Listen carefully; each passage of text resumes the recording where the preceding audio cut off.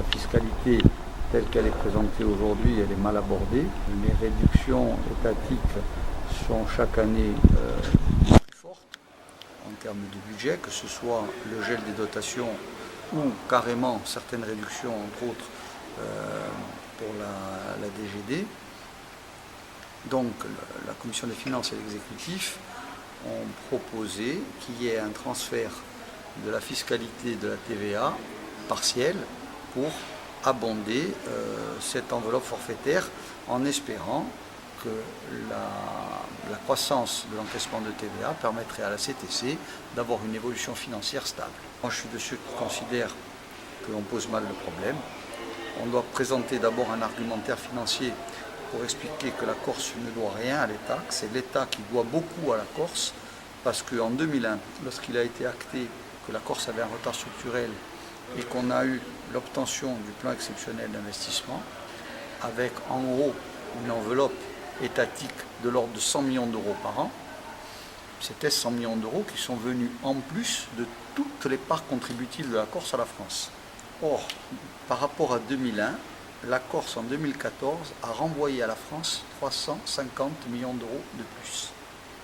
Plus 150 millions d'euros de retour de TVA, augmentation de 100%, plus 100 millions d'euros d'impôt sur le revenu, augmentation de quasiment 100%, et plus 75 millions d'euros d'impôt sur les sociétés, augmentation de 150%.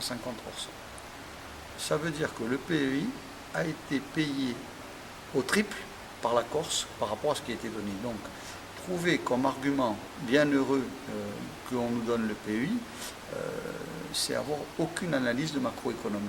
Donc, dans ces conditions, la Corse est en position de force par rapport à toutes les autres régions françaises qui sont en récession économique, d'exiger de la France une contribution à la hauteur de ses besoins et qu'il y ait une juste redistribution de ce qu'elle donne, en plus de ce qu'elle donnait initialement en 2001.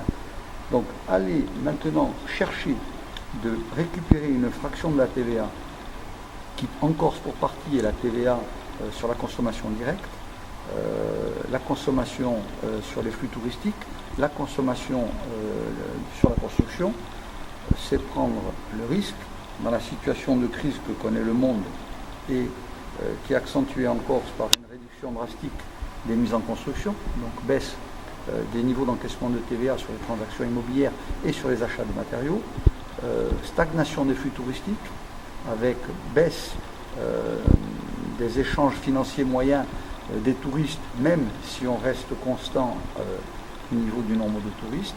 Donc on va aller plutôt vers une diminution des encaissements de TVA, contrairement aux prédictions faites par l'exécutif et la commission des finances.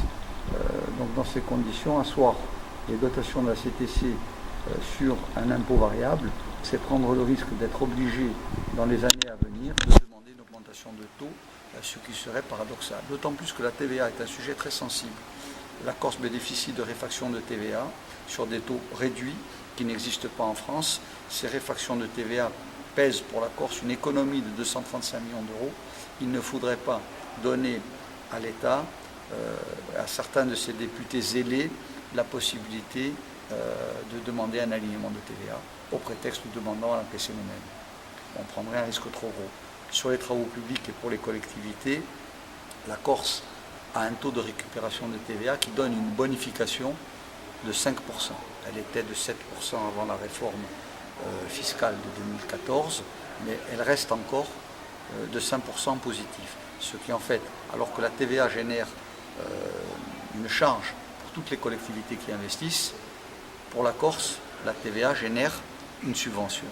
Donc prendre le risque de demander des rétributions partielles, c'est prendre le risque de perdre, par exemple, les 25 millions de retour de TVA positifs dans les caisses de toutes les collectivités. Pour toutes ces conditions, j'ai trouvé que c'était un rapport qui était un peu hasardeux en termes de fiscalité et beaucoup d'éléments n'ont pas été votés par le Réunion.